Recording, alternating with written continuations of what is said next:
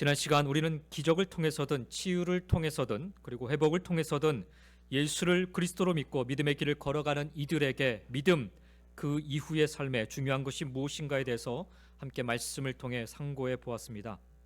믿음이 있다 하면 하지만 여전히 하나님의 뜻이 무엇인지 모른 채 그저 내가 원하는 것만을 추구하고 내가 바라는 것만을 받고 싶어하며 그렇게 열심으로 교회에 나오는 것을 우리는 믿음이라 착각하며 살 때가 있습니다. 그 열심으로 베드로는 그리고 제자들은 예수님이 이제 곧 예루살렘에 입성하시면 메시아로서 로마 세력을 몰아내고 새로운 나라 이스라엘을 굳건히 세울 것을 기대하였습니다. 그래서 누구보다 앞장서 예수님을 따르고 그 앞길을 가로막는 자는 다 물리치겠다라고 호언장담하며 그 나라가 임하면 다들 한자리하며 권세를 누리겠다 생각하고 있었습니다. 이 모습이 예수를 모르는 자들의 모습이 아니라 예수를 믿고 예수를 따르고 예수를 위해 목숨까지 바칠 각오로 헌신한 자들의 모습이었습니다. 소위 믿음이 아주 좋은 자들의 모습이었던 것입니다. 그러나 주님은 그들의 믿음 그 이후의 삶을 위해 친히 수건을 두르시고 그들의 발을 씻기시며 서로 이같이 사랑할 것을 가르쳐 주셨습니다. 그리고 그들을 데리고 겟세마네 동산에 오르사 그들에게 함께 기도할 것을 말씀하시고 그 기도의 본을 친히 보이셨습니다. 그들의 믿음이 있다면 이제 그 믿음을 지켜 살아가기 위해서 필요한 것은 엎드려 기도함으로 내 뜻이 아니라 하나님의 뜻을 알아 그 뜻대로 순종하는 것, 그것이 바로 믿음 있는 자의 모습이라는 것입니다. 믿음의 삶은 내가 원하는 소망을 믿음으로 이루어내는 것, 그것이 아니라 하나님이 나를 통해 이루시고자 하는 것, 그것을 알고 그것을 이루어내는 것이 바로 제대로 된 믿음의 삶인 것입니다. 그래서 우리 주님은 그 바쁜 일정 속에서도 친히 제자들을 데리고 겟세마네 동산에 오르셨던 것입니다. 우리가 죄악 속에 빠지지 않을 수 있는 길은, 우리가 사단의 괴계에 휘둘리지 않을 수 있는 길은, 우리가 시험에 들지 않을 수 있는 길은, 아니 시험에서 이길 수 있는 길은, 그리고 우리가 실패와 좌절, 절망에 빠지지 않거나 그 속에서 일어설 수 있는 길은 주님이 보여주신 것처럼, 주님이 가르쳐 주신 것처럼 기도하는 것밖에는 없습니다. 주님 말씀 기억하며 기도하는 것밖에는 없습니다. 이것이 믿음을 가졌다는 우리가 살아야 할 믿음 그 이후의 삶인 것입니다. 오늘은 그 두 번째 시간으로 믿음 그 이후의 삶, 우리는 어떻게 살아야 하는가에 대해서 여러분과 한 번 더 말씀을 좀 나눠보겠습니다. 기도하는 삶을 살려는 것이 첫 번째라면 그 두 번째는 십자가를 기억하고 십자가를 지는 삶을 살라라는 것입니다. 훗날 제자들에게 십자가는 어떤 의미였을까요? 물론 주님의 사랑, 주님이 이루신 구원, 그와 같은 의미였을 것입니다. 그러나 그와 같은 것은 제자들이 다른 사람들에게 복음을 증거하기 위해 소개한 십자가에 대한 의미였을 테고요. 제자들 스스로 느꼈을 십자가의 의미는 과연 어떤 것이었을까요? 저는 한마디로 부끄러움이었을 거라 그리 생각합니다. 예수님의 십자가를 생각하면 물론 먼저 감사하고 기뻐하고 찬양하겠지요. 하지만 마음 한구석에 무엇인가 남아있는 미안한 마음, 사랑하고 감사하지만 숨길 수 없는 그 미안한 마음이 더 앞서지 않았을까요? 나를 사랑하셨고 나를 위해 이 땅에 사람의 몸을 입고 오셨고 나를 살리기 위해 십자가의 큰 고통을 당하셨고 나는 그 은혜로 영원한 생명을 얻었는데, 그래서 정말 기쁘고 감사하기는 하지만 그 십자가 앞에서 사실 제자들은 하나같이 다 도망치고 말았기 때문입니다. 그래서 저는 제자들의 십자가를 대하는 마음은 여러 가지가 있겠지만 그 가장 먼저는 미안한 마음, 부끄러운 마음이 먼저였다고 생각을 합니다. 예수님의 사랑과 예수님의 희생의 상징인 모두에게 함께 지고 가자 말씀하셨던 그 십자가, 그러나 모두가 다 외면하고 도망쳐 버렸던 그 십자가에 대해 제자들은 한없이 부끄럽고 너무나도 죄송한 미안한 생각으로 가득했을 것입니다. 저는 바로 이 지점에 믿음 그 이후에 우리가 보여주어야 할 삶의 모습이 있다 생각합니다. 십자가를 기억하며 그 십자가를 지고 살아가는 모습이야말로 믿음이 있다 말하는 저와 여러분이 보여주어야 할 믿음 있는 자의 모습인 것입니다. 오늘 본문 말씀을 통해 우리의 믿음 있는 자의 모습을 점검해보고 부족한 것이 있다면 회복하는 그런 시간이 될 수 있기를 예수님의 이름으로 먼저 간절히 축원드립니다. 우리가 잘 아는 것처럼 우리 주님이 걸어가신 길은 오직 하나, 십자가를 지시기 위한 길이었습니다. 그래서 성경은 이를 설명하고자 예수님을 중심으로 매우 중요한 상징을 구약과 신약에 각각 배치해 놓았습니다. 구약에서 예수님을 예표하는 가장 강력한 사건이 있다면 바로 유월절 어린 양의 사건입니다. 출애굽 당시 하나님은 모세와 이스라엘 백성들에게 1년 된 흠 없는 어린 순양을 선택하고 하나님께 예배하고 그 어린 양을 잡아 그 피를 문설주와 임방에 바르라 명령하셨습니다. 하나님의 진노와 심판이 바로 애굽의 모든 백성에게 임할 때 오직 말씀에 순종하여 어린 양의 피를 발랐던 가정들은 장자의 죽음을 피할 수 있었습니다. 어린 양의 희생과 보혈의 피, 이것이 예수 그리스도를 상징하는 사건이었고, 요한계시록 13장 8절에서처럼 죽임당한 어린 양의 생명책에 기록된다라는 표현인 것입니다. 하나님의 백성을 구원하기 위해 어린 양의 피를 사용하신 하나님은 독생자 예수님을 십자가에서 피 흘려 죽게 하시고 우리가 그 피에 힘입어 구원을 얻게 하시려 했던 것입니다. 그리고 마지막 날 죽임당하신 그 어린 양이 보좌에 앉아서 온 세상을 심판하실 것임을 말씀하고 있습니다. 바로 그때, 그 마지막 날, 마치 출애굽할 때처럼 하나님의 말씀을 따라 어린 양의 피를 문선주에 발랐던 이스라엘 백성들이 구원을 받았던 것처럼 예수 그리스도의 보혈의 공로를 의지하여 하나님께 나온 모든 성도들이 바로 구원을 받게 되는 것입니다. 우리 주님은 이렇게 우리를 구원하시기 위해 스스로 십자가라는 길을 선택하셨습니다. 피하지 못해서가 아니라, 그 십자가가 좋아서가 아니라, 떠밀려서가 아니라, 맞이 못해서가 아니라 오직 우리를 구원하시기 위해 그것이 고통인 줄 알았고 치욕인 줄 알았지만 십자가를 지고 골고다 길을 올라가신 것입니다. 십자가의 길은 우리 주님의 길이었고 우리를 구원하기 위한 길이었습니다. 우리 주님은 그렇게 스스로 길이 되셨습니다. 이처럼 구약의 유월절 어린 양의 피를 통해 하나님의 구원의 증표로 삼으셨듯 하나님은 예수 그리스도께서 지신 갈보리 언덕 십자가를 통해 온 인류를 구원코자 하신 하나님 당신의 구원의 증표로 삼으신 것입니다.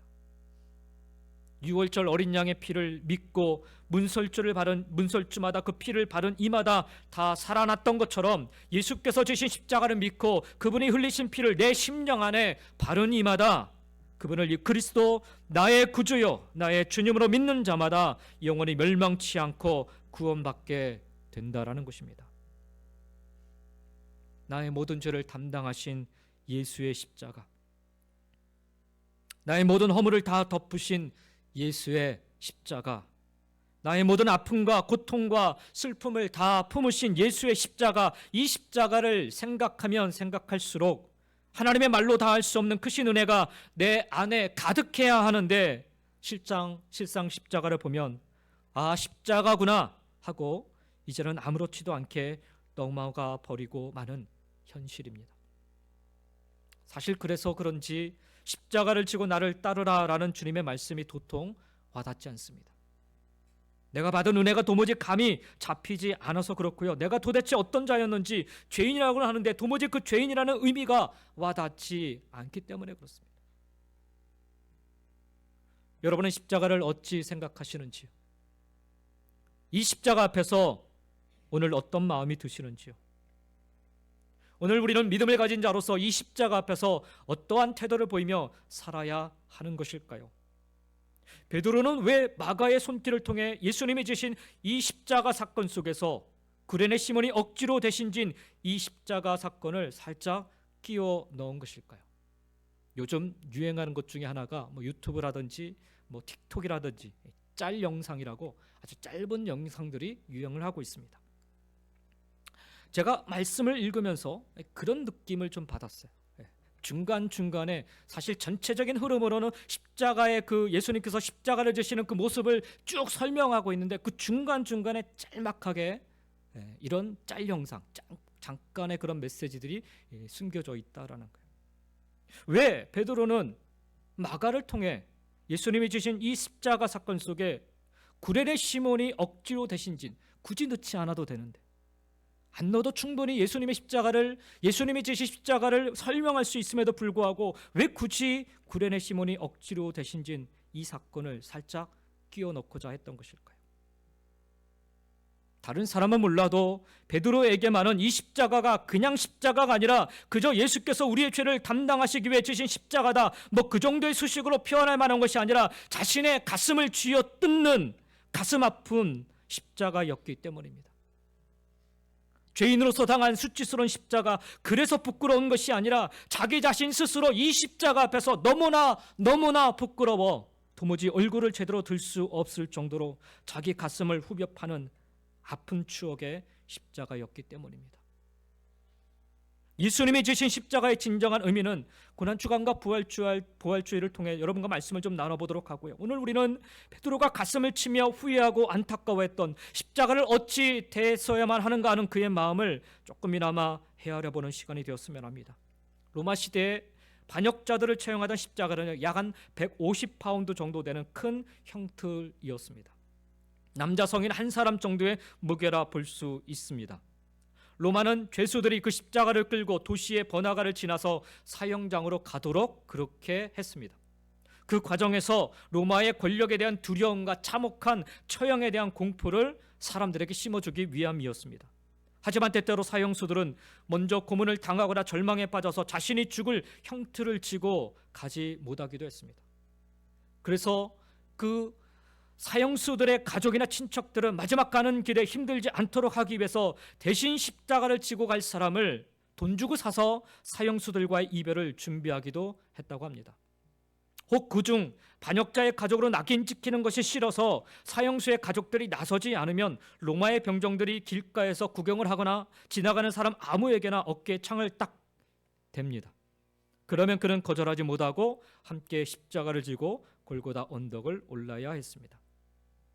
당시 로마 군인들은 이렇게 누구라도 강제로 노역에 동원할 수 있었습니다. 이것은 예수님의 산상순 설교에 말씀하신 또 누구든지 너로 억지로 오리를 가게 하거든 그 사람과 심리를 동행하라는 그런 말씀의 배경이 되기도 합니다. 예수님은 밤새도록 고문을 당하셨지요. 오늘 우리가 읽은 본문 말씀상 발견하는 것처럼 제자들의 배신을 보면서 마음은 더 괴로웠을 것입니다. 이미 혼자 걸을 수도 없을 만큼 육신이 많이 연약해져 있었습니다. 드디어 시간이 되어 십자가를 지고 골고다 언덕으로 출발합니다.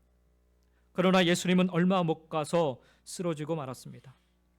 너무나 심한 고문과 채찍을 받았기 때문이죠. 로마의 군사들은 성문 가까운 곳에서 아프리카의 한 해안 도시인 구레네라는 곳에서 마침 유월절 절기를 지키기 위해 예루살렘에 올라온 시몬이라는 사람을 붙잡습니다. 그리고 그로 하여금 사형수 예수를 대신해서 십자가를 지고 가도록 했습니다. 시몬의 입장에서는 그야말로 날벼락을 맞은 것입니다. 어쩔 수 없이 사형틀인 십자가를 지고 골고다 언덕을 그래서 예수님과 함께 오릅니다. 그가 무슨 생각을 하면서 올랐는지 무엇을 느꼈는지 성경은 자세히 설명하지 않습니다. 다만 마가는 그 일이 있었다라는 사실을 그 아들들의 이름과 함께 다른 복음서보다 조금 더 자세하게 기록하고 있습니다. 마가가 다른 복음서에서 밝히지 않는 사실들을 여기 얘기하고 있는 데는 특별한 이유가 있지 않겠는지요. 마가는 마가복음을 쓸 때 그의 스승이었던 베드로의 영향을 받아서 시간 순서대로 객관적인 사실만을 마가복음에 기록하고자 했습니다. 예를 들어 마태복음과 누가복음, 요한복음은 예수님에 관한 신학적 해석이 들어가 있어요. 그런데 마가복음은 베드로의 기억에 많이 의존하여서 스승 예수님에 관한 사실들을 시간순으로 기록하고 있습니다. 그렇다면 이 마가복음이 베드로의 그 기억에 의하여서 쓰여진 그런 내용이라고 생각해 본다면 베드로에게 있어서 스승 예수님에 대한 가장 아픈 기억은 무엇이었을까요? 왜 마가복음은 다른 성경과는 달리 구레네 시몬이 예수님의 십자가를 지고 갔던 사건을 이처럼 조금 더 자세하게 기록하고 있는 것일까요? 바로 베드로에게 스승이신 예수님에 대한 가장 가슴 아픈 기억은 누군가가 그 십자가를 대신 진 사건이었기 때문입니다. 베드로 자신에게 씻을 수 없는 치욕스럽고 수치스러운 기록이라 할 것 같으면 이전에 마가복음 14장에 낱낱이 기록된 바로 자기 스스로 예수를 3번 부인하고 저주까지 퍼부었던 그런 장면일 것입니다. 정상적인 사람이라면 자신의 과거를 더듬어 예수의 행적을 기록하고자 하는 마음에 당시의 사건들을 기록하려 한다면 슬그머니 자기 자신의 과오를 빼려 할 것입니다. 다른 사람의 과오, 예를 들면 가룟 유다의 잘못을 오히려 더 크게 부각시켜서 그 당시 자기 자신의 잘못을 슬그머니 덮거나 축소시키려 할 것입니다. 우리 다 그렇잖아요. 자기 잘못한 것 은근슬쩍 다 감추고 넘어가려 하지 않습니까? 근데 마가복음을 보면 가룟 유다의 잘못은 그다지 크게 부각되지 않습니다. 오히려 베드로의 예수님 앞에서의 호언장담하는 모습이나 예수님 잡히시던 밤에 도망간 뒤에 멀찍이 예수님의 뒤를 따른 모습이나 신문당하시는 그 순간 변호하려 하기보다는 오히려 예수를 모른다 큰 소리로 부인하고 저주까지 퍼붓는 모습을 고스란히 전하고 있습니다. 이는 3번이나 주님 면전에서 주님을 모른다 부인했던 베드로의 평생 회개하며 사는 마음을 담고 있기 때문입니다. 평생 회개예요. 평생 회개. 그 마음으로 베드로는 자신의 살아가는 영적 아들 마가에게 오늘 이 본문 십자가를 대신 진 이 사건을 전해주고자 했던 것입니다. 사실 예수님이 힘이 없어 쓰러지실 때 그 십자가를 함께 지고 가야 했던 사람은 정작 누구였어야 하는가? 누가 그때 예수님의 고난을 함께 당했어야만 했는가? 바로 시몬 베드로 자기 자신이었어야 했다라는 거예요. 그런데 그날 누가 예수님을 도와 십자가를 함께 지고 갔습니까? 또 다른 시몬, 구레네 시몬이었습니다. 예수님을 알지도 못했던 사람이 예수님을 도와서 골고다 언덕을 올라갈 때 예수님의 가장 사랑하는 제자였던 시몬 베드로는 멀찍이 뒤따르며 숨어서 두려워서 그렇게 떨고 있었습니다. 두고 생각해도 부끄럽고 후회스러웠을 것입니다. 미안하고 죄송스러웠을 것입니다. 예수님을 가장 잘 알고 예수님을 가장 사랑한다 자부하고 가장 가까이에 있었으면서도 예수님을 외면했고 예수님 면전에서 부인하고 돌아서서 배신했습니다. 가장 아프게 했어요. 가장 큰 모욕과 고통을 안겨준 사람이 바로 베드로였습니다. 그리고 자신을 대신해서 지금 한 사람이 십자가를 지고 올라갑니다. 시몬 베드로는 자기 대신 진 십자가에 대한 기억이 아마도 죽음보다 더 아팠을 것입니다. 그래서 그는 구레네 시몬의 이 사건을 구체적으로 기억하고 기록하지 않을 수 없었던 것입니다. 전후 맥락을 보면 굳이 구레네 시몬이 십자가를 대신 졌다라는 이 말씀을 넣지 않아도 충분한 내용들입니다. 베드로는 이거를 빼지 않고 싶었던 거예요. 이 장면이야말로 베드로의 기억 속에서 결코 지울 수 없는 마치 정지된 화면과도 같은 것이었을 것입니다. 십자가를 생각할 때마다. 지난 시간 말씀을 나눈 겟세마네 동산에서의 기도는 단 한 번도 개인적으로 부탁을 하지 않으셨던 예수님께서 처음이자 마지막으로 함께 기도할 것을 부탁하신 장면이었습니다. 나를 위해 기도해달라. 나와 함께 기도하자. 기도하는 삶, 이것은 믿음 이후에 우리가 품고 살아야 될 신앙의 모습이었던 것입니다. 그런 연약한 모습을 처음 보이신 예수님께서 오늘 본문에서는 자신의 의지가 아닌 로마 병정의 의지로 자신이 져야 할 십자가를 다른 누군가가 져야 하는 또 다른 연약한 상황이 발생한 것입니다. 예수님 생에 2번 연약한 모습이 나타나는 것입니다. 돌이켜 생각해 보면 예수님의 연약한 모습은 곧 우리가 믿음으로 채우고 나가야 할 모습이지 않았나. 베드로는 훗날 이것을 생각해낸 것 같습니다. 그래서 마가에게 예수님의 생애에 대해서 말씀을 나눌 때 인상 깊게 이 부분을 나눴으리라 생각됩니다. 예수님을 위해 다른 누군가가 져야만 했던 십자가, 그렇습니다. 이것은 믿음 이후에 우리가 감당해야 할 또 다른 신앙의 모습이었던 것입니다. 베드로가 주목하고 있었던 것은 또 한 가지가 있습니다. 자신이 원하지 않았던 십자가를 지고 갔던 구레네 시몬. 베드로는 십자가를 진 구레네 시몬과 그의 아들들, 즉 다시 말하면 알렉산더와 루포를 기억하고 있습니다. 여러분, 왜 마가는 구레네 사람 시몬을 알렉산더와 루포의 아버지라 이렇게 기록했을 것일까요? 알렉산더와 루포는 그 당시에 초대교회에 잘 알려진 사람이었습니다. 사도 바울이 로마서에서 루포에게 문안하라라고 부탁한 일은 이러한 사실을 뒷받침하고 있습니다. 로마서 16장 13절에 보면 주 안에서 택하심을 입은 루포와 그의 어머니에게 문안하라. 그의 어머니는 곧 내 어머니니라 라고 고백을 합니다. 주 안에서 택하심을 입은 루포, 그리고 그의 어머니는 곧 바울 자신의 어머니라는 고백을 남기고 있습니다. 아마도 구레네 시몬과 그의 아내 그리고 그의 두 아들들은 아버지가 경험한 십자가를 대신 진 이 사건을 통해서 예수를 믿게 되었던 것입니다. 구레네 시몬에게 처음에는 이게 마른 하늘의 날벼락이라 생각했는데 알고 보니 참으로 영광된 순간이었습니다.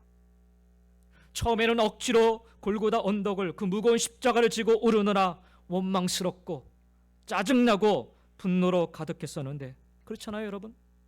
모처럼 시간을 내서 구레네 지역에서 예루살렘까지 유월절을 지키고자 아주 먼 여행을 하여 겨우 도착하였던데, 마침 소란스러운 일이 있어서 이게 무슨 일인가 하여 구경이나 한번 하자고 군중들 틈에 낀 것이 전부인데, 아니 몸이 좀 건장한 게 뭐 잘못이라고 하필 로마 군인의 눈에 띄어 찍소리도 못하고 그 냄새나고 무거운 십자가를 지냐는 말입니다.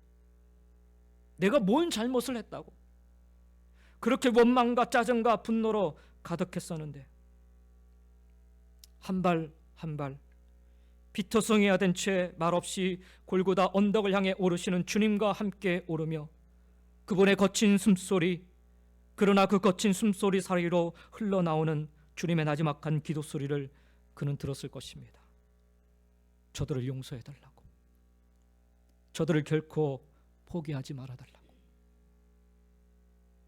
그렇게 어느새 주님과 발걸음을 맞추다 보니 그분의 눈에 눈물이 가득 고여 있음을 보았을 것입니다. 너무 고통스러워 흘리는 눈물이 아니라 이 백성들이 너무나 사랑하게, 이 백성들을 너무나 사랑하기에 하염없이 흘리는 주님의 눈물을 그는 보았을 것입니다. 왜 저리 기도하실까?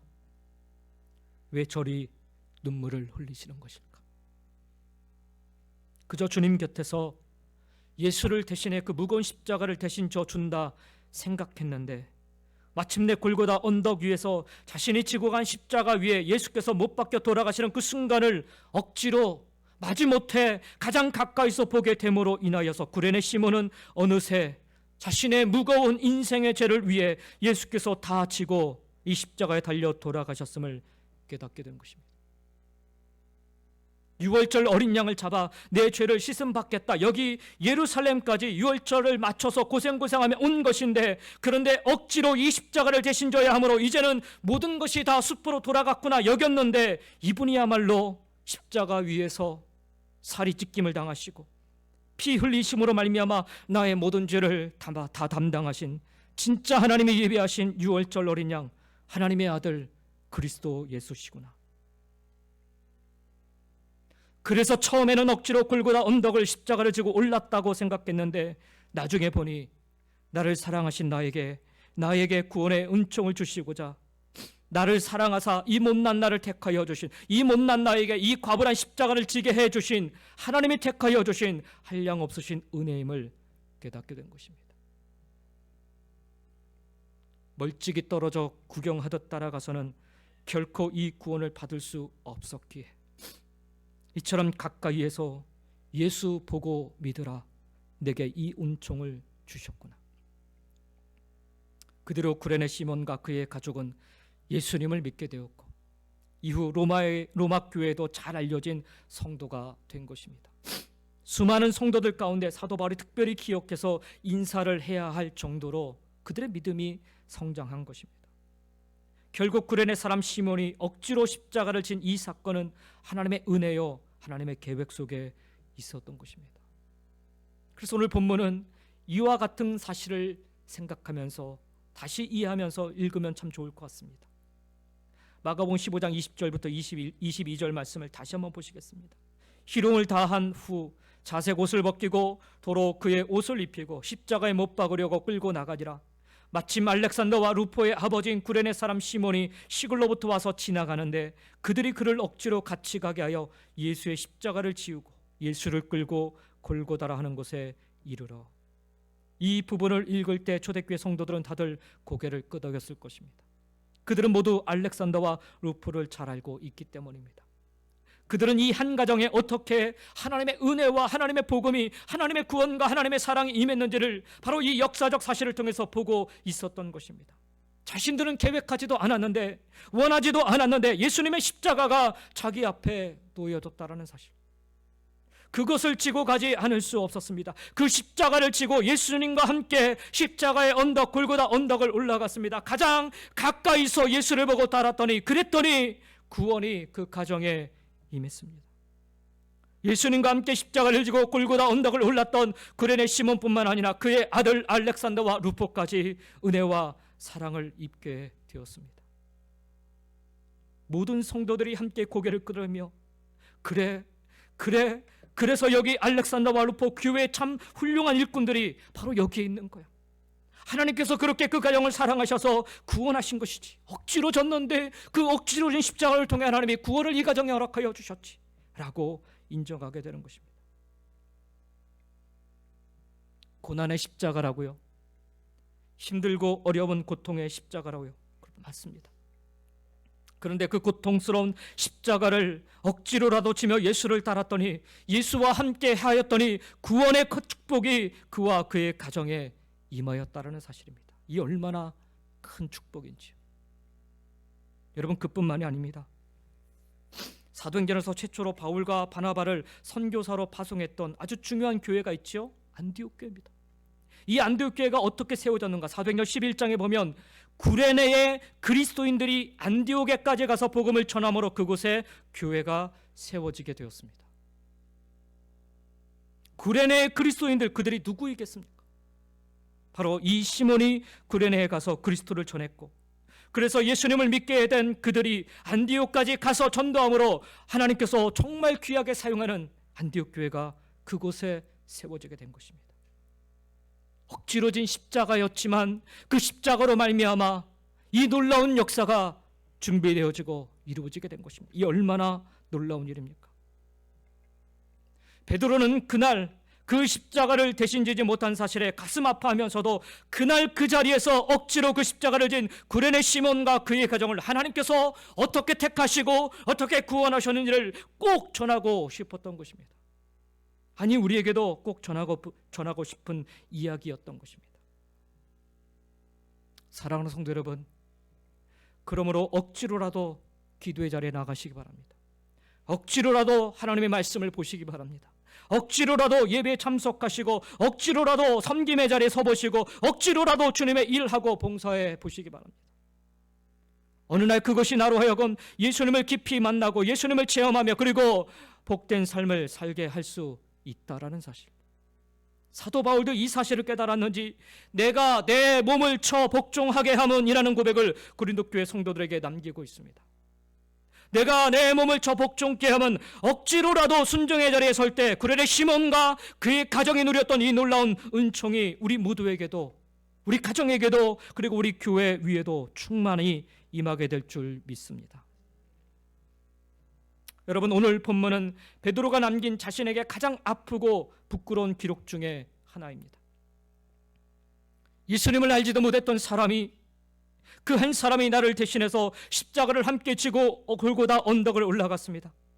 그 십자가는 사실 제가 졌어야 하는 십자가였습니다. 그 십자가는 사실 저의 몫이었습니다. 그런데 저는 그 십자가를 외면하고 말았습니다. 여러분은 나처럼 부끄러운 삶을 살지 않기 바랍니다. 베드로는 자기처럼 연약한 사람들에게 자기와 같은 실수를 저지르지 말라고, 그래서 부끄럽고 후회스러운 삶을 살지 말라 권면하고 있는 것입니다. 그러나 십자가 앞에서의 자신의 부끄러운 고백만을 꺼낸 것이 아니라 베드로는 원하지 않는 십자가를 졌던 시몬의 가정에 임한 하나님의 은혜를 또한 증거하길 원했습니다. 알렉산더와 루포, 초대교회 모든 성도들이 알고 있었던 이 신앙의 귀한 일꾼들을 그의 아버지가 감당했던 일과 관련시킴으로써 십자가를 지는 일이 결코 헛된 일이 아니라는 사실을 가르쳐주고자 했던 것입니다. 아니 실은 믿음을 가진 자들이 보여야 할 진짜 믿음의 삶은 바로 십자가를 함께 지는 것이라 증거하고 있는 것입니다. 주님과 함께 십자가를 지고 주님과 함께 골고다 언덕을 올라가는 일, 그것이 고난이고 시련인 줄 알았는데 오히려 은혜이고 오히려 축복이라는 사실을 이 아들들을 통해서 증거하고 있는 것입니다. 사랑하는 성도 여러분, 이 아침에 주님의 십자가를 함께 질 줄 아는 여러분 모두가 다 되시기를 간절히 주의 이름으로 축원드립니다. 십자가를 치는 것 물론 고난이고 시련입니다. 어렵습니다. 고통스럽습니다. 그래서 아무 짐도 안 지고 신앙생활하면 참 좋을 것 같습니다. 다들 그렇게 신앙생활 하려 합니다. 베드로도 그 십자가 대신 지겠다 나섰다가는 이내 끌려가 자신도 고문당하고 채찍 맞을 줄 알았습니다. 그래서 선뜻 나서지 않았던 거예요. 그래서 멀찍이 뒤따라갔던 것입니다. 근데 억지로라도 진 그 십자가, 이것이 오히려 은혜이고 축복인 줄 믿습니다. 그리고 믿음을 가진 자가 그 믿음 이후에 보여주어야 할 모습인 것입니다. 십자가를 함께 치라. 이 아침에 오늘 우리 모두가 들어야 할 하나님의 음성인 줄 믿습니다. 주님의 십자가를 함께 치며 믿음의 삶을 살아가는 여러분 모두가 다 되시기를 예수님의 이름으로 간절히 축원드립니다. 오늘 우리는 4개의 복음서 가운데 가장 짧은 마가복음, 하지만 구레네 시몬의 십자가 사건에 대해서 가장 자세하게 기록되어 있는 이 마가복음, 그 사이에 사도 베드로의 잊을 수 없는 기억이 있음을 확인해 보았습니다. 아무리 주님이 베드로 그를 용서하셨다 해도, 아무리 남은 인생 최선을 다해 수고하고 헌신했다 해도 베드로는 이 기억을 씻어내지 못했습니다.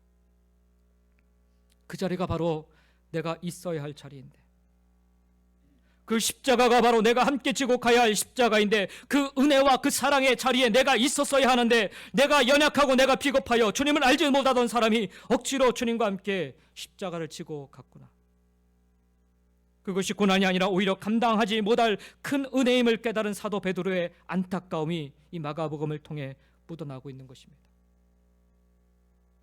훗날 베드로는 이 부끄러움과 이 안타까움으로 그는 거꾸로 십자가를 지고 순교하였습니다. 차마 제대로 된 십자가를 지기에 너무너무 송구스러워서, 그때 내가 그 십자가를 외면했던 것이 너무너무 죄송스러워서 거꾸로라도 그 십자가를 지며 주님의 길을 따라갔던 것입니다. 그때 미처 다하지 못하였던, 주님과 함께 십자가를 지지 못하였던 그 안타까움에 그는 그렇게 거꾸로 십자가를 지고 순교하며 순종하였던 것입니다. 그리고 시몬 베드로인 자기 대신에 억지로 십자가를 진 구레네 시몬을 하나님께서 어떻게 들어 사용하셨는지, 그 모습이 왜 중요한지를 전하고자 했던 것입니다. 그게 진짜 믿음이 있는 자의 모습이라는 사실. 십자가를 지는 삶은 고난일 수 있습니다. 고통이고 아픔일 수 있습니다. 그러나 비록 억지로라도 십자가를 지는 삶은 예수와 함께 할 수 있는 조로의 찬스입니다. 가장 가까이서 예수의 십자가를 지고 따를 때, 예수와 함께 걸을 때, 예수의 숨결 그 눈물을 느끼고 바라볼 때, 그렇게 골고다 언덕에 우리도 설 때 하나님이 준비하신 은혜를 우리도 구레네 시몬처럼 그의 아내, 그의 자녀들, 그의 가정처럼 하나님의 택하심과 하나님의 준비하여 부어주시는 은총을 받게 될 줄 믿습니다. 사랑하는 성도 여러분, 우리는 지금 사순절 기간을 보내고 있지요. 사순절은 부활절을 앞둔 그저 40일이라는 시간만을 의미하지는 않습니다. 매년 돌아오는 사순절이지만 이 사순절을 통해 우리는 그동안 우리의 믿음 생활을 돌아보며 우리의 믿음은 과연 어떠한지를 살펴보며 주님이 이루신 구원과 은혜에 합당된 삶을 살아보고자 각오와 결단을 다져보는 시간이 되어야 합니다. 무엇보다 오늘 십자가 앞에서 베드로가 느꼈을 그 부끄러움과 안타까움의 마음을 우리도 느낄 수 있었으면 좋겠습니다. 그리고 구레네 시몬처럼 우리도 그리스도를 위해 당하는 고난에 대해 담대할 수 있는 여러분과 제가 될 수 있기를 간절히 소망합니다. 혹 고난 가운데 계시다면, 혹 어려운 일을 만나셨다면, 혹 고통 속에 신음하고 계시다면, 그러한 가운데 믿음을 지키시며 이 자리에 서 계시다면 우리에게 주님을 위해 고난당하시는 기회 주셨음을 기억하시며 감사할 수 있는 시간이 되시기 바랍니다. 믿음 그 이후의 삶은 십자가를 함께 지고 가는 삶입니다. 꼭 십자가를 함께 지고 걸어가심으로 주님의 기쁨, 하나님의 영광이 다 되시기를 예수님의 이름으로 간절히 축원드립니다. 기도하겠습니다.